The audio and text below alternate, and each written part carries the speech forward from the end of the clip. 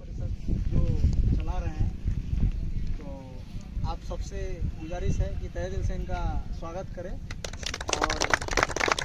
जो भी है जो सब बोलेंगे आपके लिए। सर मैं गुजारिश करता हूँ सर से। आज बहुत खुशी कथा आमर कंटाबांजी ड्यूज बॉल रे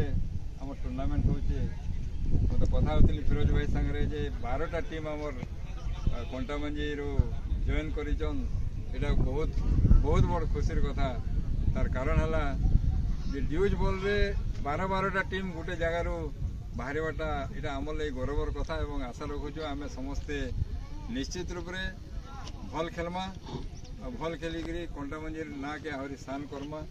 और आमर ये अंचल के अधिक रु अधिक पिला आगामी दिन में स्टेट भी खेलबे नेशनल भी खेलबे से लगी भी जिते बेले भी जेन समय आम बुलुचु मुसार भी जदि सहयोग दरकार आम निश्चित रूप से आपण मान सागर अच्छु और समस्त को